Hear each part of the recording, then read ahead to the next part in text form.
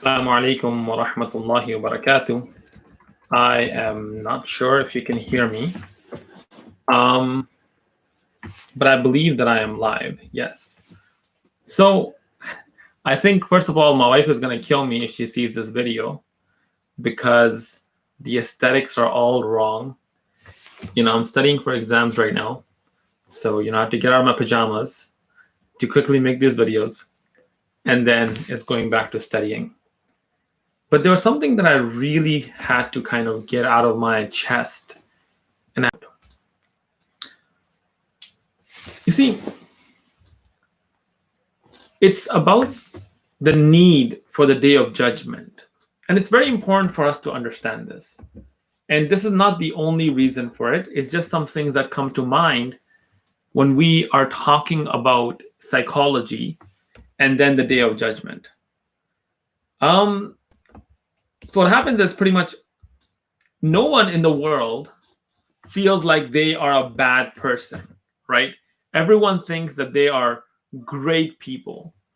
I forgot which book I was reading this in, but pretty much it talked about that even if you talk to murderers or the biggest gangsters or even huge mob leaders, and if you ask them, you've killed so many people, you've done so much wrong, are you a bad person? What do you think they would say? They say, no, we're not bad people. And they would have an explanation for their crimes. And it doesn't matter how much you punish people, we almost never take responsibility for our actions. And today, I want to talk about 4 psychological ideas that are really, really eye-opening for me. And maybe we can discuss it because, once again, it's pretty rough and pretty fresh in my mind. But before I get into that, one thing you have to understand is this, right? Right from the beginning of time, Shaitan, the devil, when he was asked, why did you do this thing wrong? He made excuses. He justified what he did wrong. And turns out we all also do the same thing. And if it was not for the day of judgment, it doesn't matter what would happen. Doesn't matter how much you would punish a person. We would, in our hearts, we would find a way to blame someone else. And I want to talk about 4 concepts here in psychology that have been really, really eye-opening for me. The first concept is known as bystander apathy.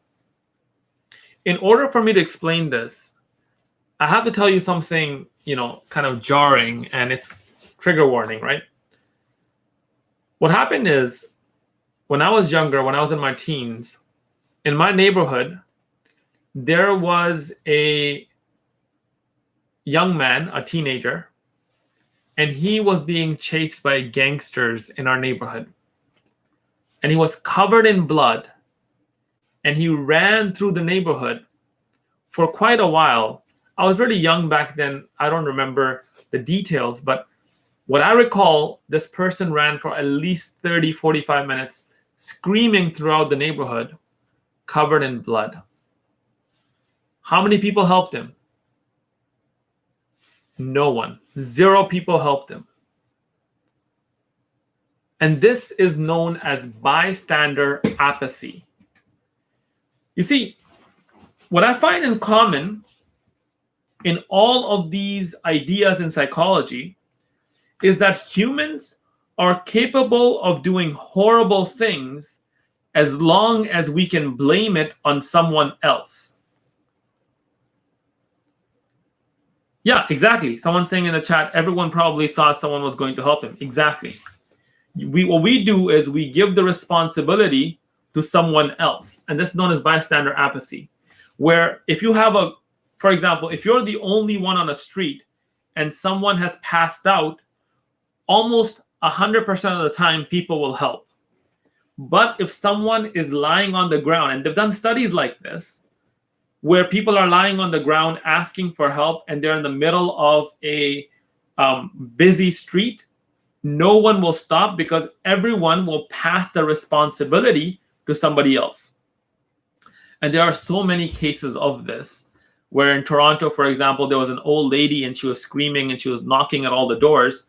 And once again, like I said, it's pretty fresh. I was just reading about it. And no one helped her. This is very, very common. If we as humans are able to give the responsibility to somebody else, we don't tend to help. And that goes back to my point. That's why we need to be individually held responsible on the day of judgment for the things we've done, where none of these excuses would work. And may Allah protect us. I think some of the scariest verses in the Quran to me are these two. Inna nahnu nuhyi al-mawta wa naktubu ma qaddamu wa atharahum wa kulla shay'in ahsaynahu fi kitabin mubin.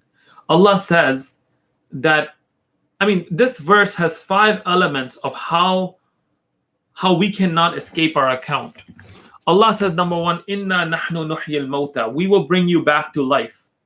Just like we had no choice before we were born, Allah will bring us back to life and we won't have a choice. Wa naktubu ma qaddamu, and we've already written down what you have done. That's point number 2. Number 3, wa atharahum, and even the effects of the things that we do. And this is something that really scares me, right?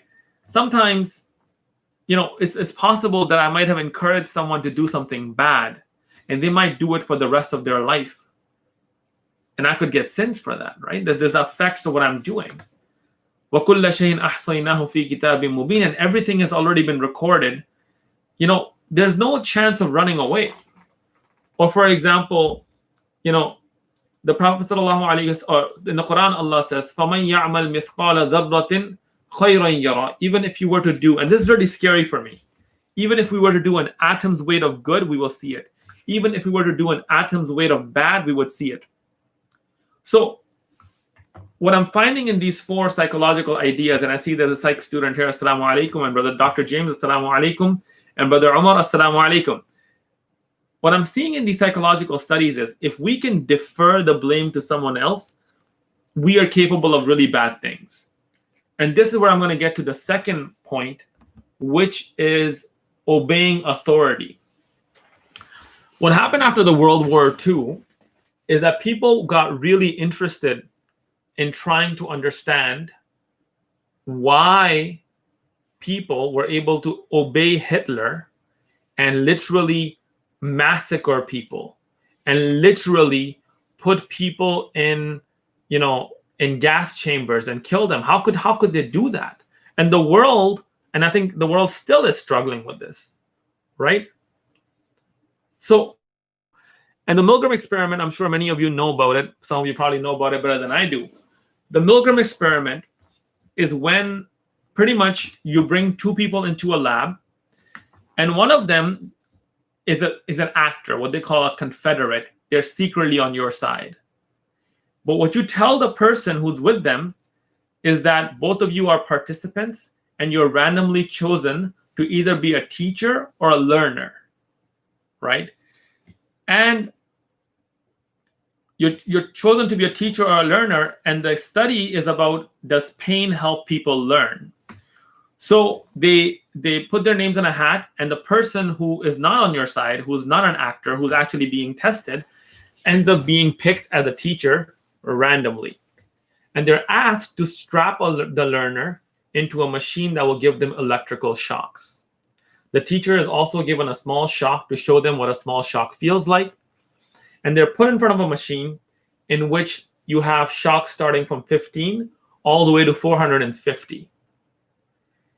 And in the beginning, they ask the learner a question. The learner gets it right. Bravo, everything is good. Kumbaya. But afterwards, the learner keeps getting questions wrong. And every time the learner gets something wrong, the shock escalates. Eventually, the learner keeps, and in the beginning of the study, the learner tells them that I have a heart condition, a mild heart condition, it's no big deal. But eventually, I think after 150, the learner starts saying, get me out of here. I don't want to be a part of this. I don't want to continue. And people you think, and when they made this study, they thought only 3% of people would go all the way to the end.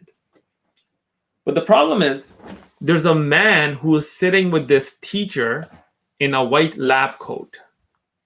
And when the teacher tells him that we need to stop, the learner is in pain, the man just looks at them in the beginning like this. Afterwards, the man taps his pen. Afterwards, the man says, it's very important for you to continue. And that's it. The man doesn't force them. The man doesn't beat them up. Can you imagine how many percentage of people went all the way to the end in 450? By the way, there's a dot on, I think, 200 that says severe, harm or something like that, danger or something like that. 65% of people went all the way to the end. And one thing that we get from this study is that even though the other person on the other end is screaming and begging them to stop shocking them, and even though in the last 3 or 4, the person